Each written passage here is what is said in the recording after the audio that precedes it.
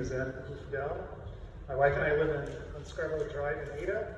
Our son graduated from Central in 2017. Last month in the Grand Rapids Press, I read about a school district in West Michigan that has put a nearly $160 million bond proposal on the ballot for the upcoming election. The 30-year bond request includes new and renovated classrooms and parking spaces at their high school, includes a new STEAM, that stands for Science, Technology, Engineering, Arts, and Math space.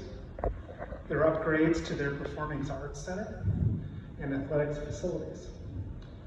Their requests include borrowing money from new classrooms for their early childhood center, new instructional technology in every building, and upgrades to mechanical, electrical, and plumbing systems in every building.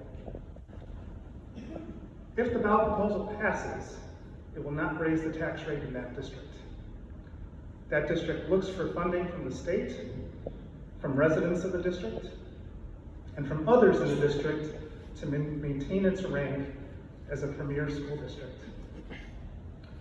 This all sounds like Forest Hills, but the district I'm talking about is our rival in East Grand Rapids. I'm glad the leadership in this room made the decision to keep up with East with their own ballot proposals. The pioneers in East Grand Rapids usually know what they're doing. I support the Forest Hills Public Schools and the measures on the ballot. Thank you.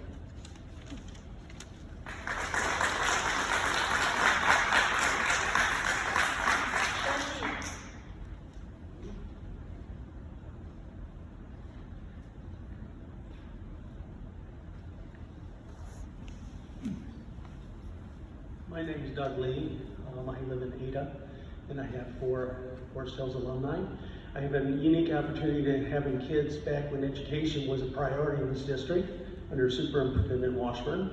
I have watched the district degrade over the years in education. One of the couple of undisputed facts here is we have 16 buildings. I think CJ mentioned that in his speech, they have 16 buildings. When my last kid graduated in 2018, my oldest graduated in 2006. In 1996, we had 7 buildings. Another undisputed fact is that enrollment is declining. We are on a 10-year decline in student enrollment. Not one single time have we talked about budget cuts. All we need is more money to fuel the engine. Budget cuts have to be coming. With this 10-year declining enrollment, you're going to have empty buildings, but we continue to build buildings. It's time that taxpayers say no for the very first time to Forest Hills, because you are not a steward of our money. You waste, you spend, and you waste again. It's time to stop the waste. So I suggest we all vote no on the proposal. We have a lot of opposing information to read. If you want reading materials, they're the propaganda put out by this district at FH4Truth.com. That's FH4Truth.com. Another opposing view with some facts to consider. Thank you.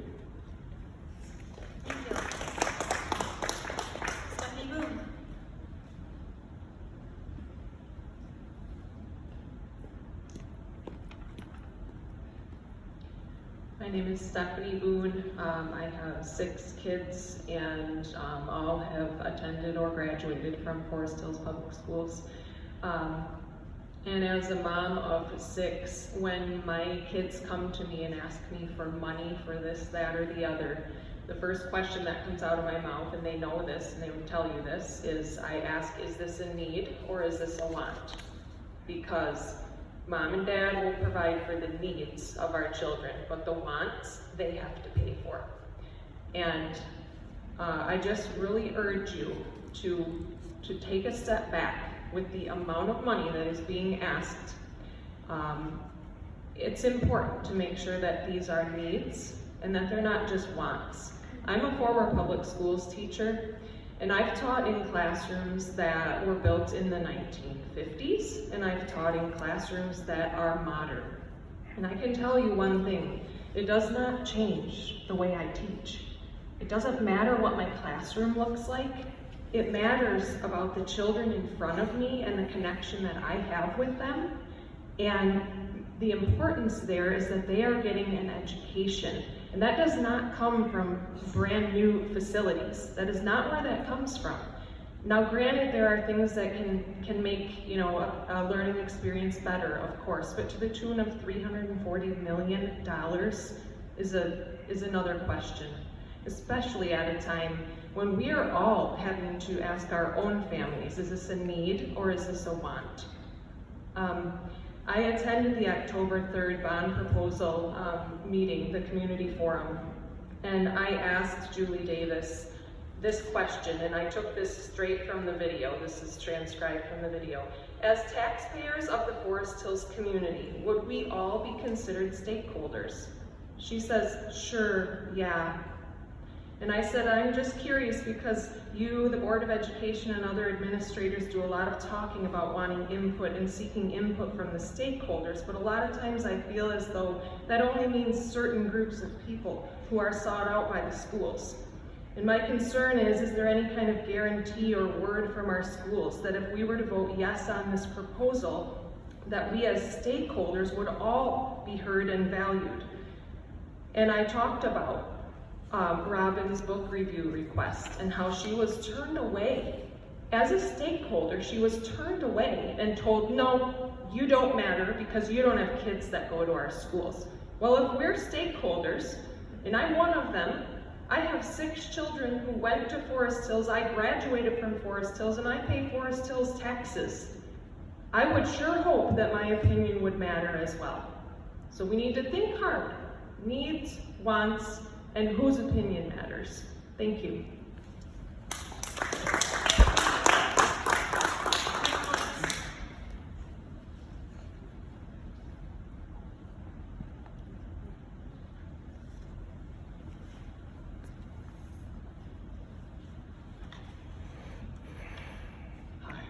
Mike Voights, 639 Altadale.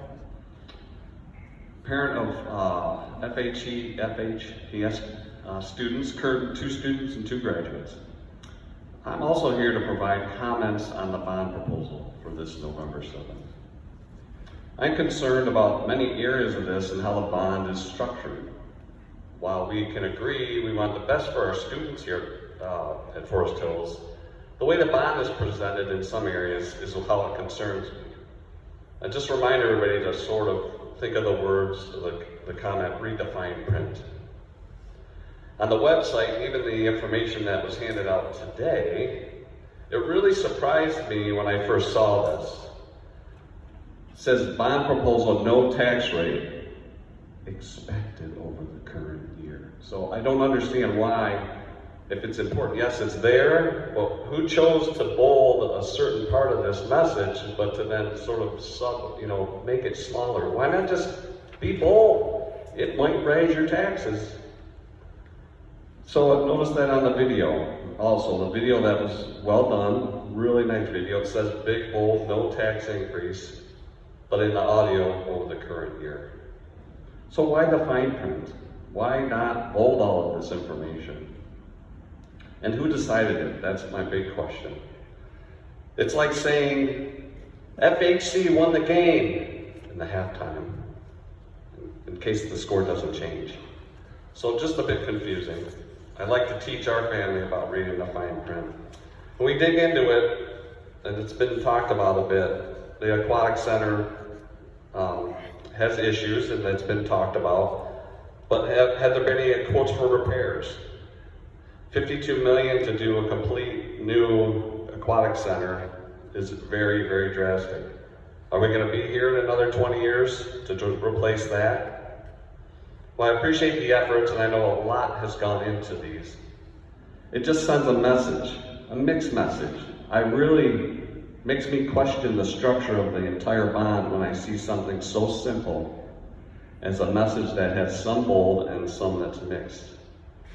So I say to you, read the fine print.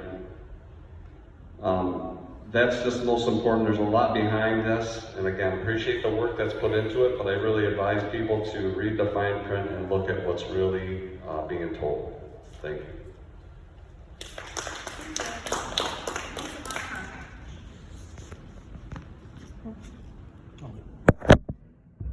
My presentation is rated G. It represents my views only and is not During last month's meeting, I expressed concerns regarding the perceived unilateral push by Kristen Fossen to ratify Common Card Amendment to Policy 2504B1 before all board members had their questions answered. Attempting to understand the legislative process, I asked both here and by email the following questions. Number one, which board members made the decision and were involved in creating the board policy from the procedures used to regulate public comments with comment cards? And number two, which board members agreed to advance the crafted policy proposal to analysis by truant law before A, all board members were afforded enough time to have their questions answered, and B, the policy proposal was altered to reflect these questions? The answer I received from Kristen Fossen was, quote, board members themselves do not write policy. Policy language is drafted by our law firm and comes to us for approval. Because the policies come from truant, there was no opportunity for board members to ask questions or have policy rewritten to reflect those questions before it was sent to truant. So this answer actually raises new concerns, because on the surface it appears that policy generation has now been outsourced to a law firm, one that the taxpayers have really no direct involvement in electing. In theory, this sets up a scenario where policy direction could easily deviate from the culture, values, and vision of the taxpaying district. Therefore, I have new questions on board legislation. Number one, before the policy was written by truant, the board did create and trial an informal procedure regarding comment cards. Can any board member bring forward informal procedures for temporary adoption pending legal policy generation by truant? Number two, are these temporary procedures adopted by unanimous board decision vote or majority vote?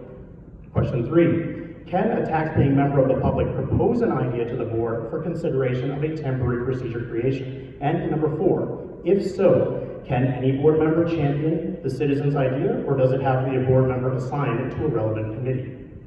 Without answer to these questions, it appears that the public has almost no say in the direction or vision of the school district. The administration here is appointed, not elected. You seven are elected, but you've outsourced legislative power to a cookie-cutter state law firm without ties directly or vested interest in our unique district. I truly hope that your answer to my questions will prove me wrong, lest we taxpayers find ourselves in a situation similar to the Bostonians in the months leading up to March of 1770. Good day.